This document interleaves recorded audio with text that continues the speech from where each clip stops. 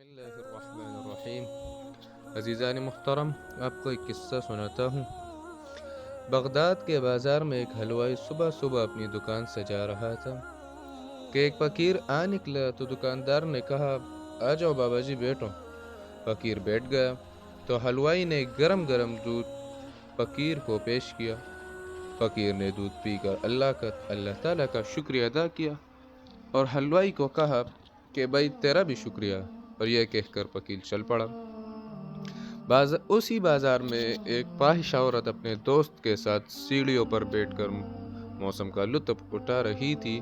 ہلکی ہلکی بوندی باندی ہو رہی تھی، بازار میں کیچڑ تھا۔ فقیر اپنی موج سے بازار میں گزر رہا تھا۔ فقیر کے چلنے سے ایک چینٹا اڑا اور فاحشہ عورت کے لباس پر گر گیا۔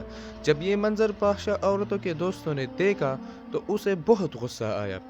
وہ اٹھا اور فقیر کے منہ پر ایک تیز تھپڑ مارا اور کہا، فقیر بنتے پھرتے ہو اور چلنے پھرنے کی تمیز نہیں۔ فقیر نے ہنس کر آسمان کی طرف دیکھا اور کہا، مالک تو بھی بڑا بے نیاز ہے، کیسے دودھ پلواتا ہے اور کیسے تھپڑ مرواتا ہے۔ یہ کہہ کر فقیر آگے چل پڑا۔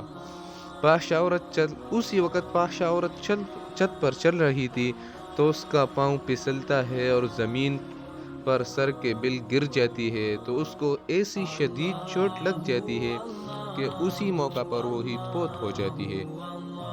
ارے بھائی شور مچ گئے۔ فقیر نے آسمان کی طرف منہ کر کے بد دعا دی تھی، جس کی وجہ سے یہ قیمتی جان چلی گئی، یہ فاحشہ عورت چلی گئی۔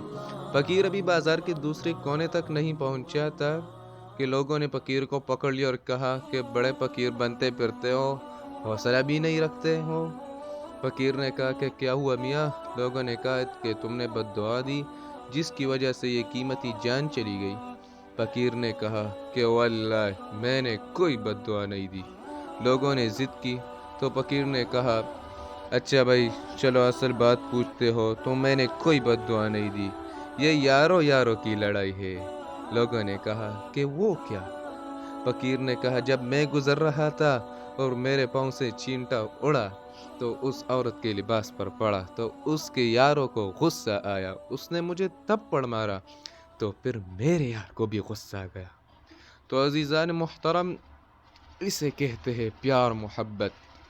اللہ سے پیار محبت کا ذریعہ بنائے۔ شکریہ۔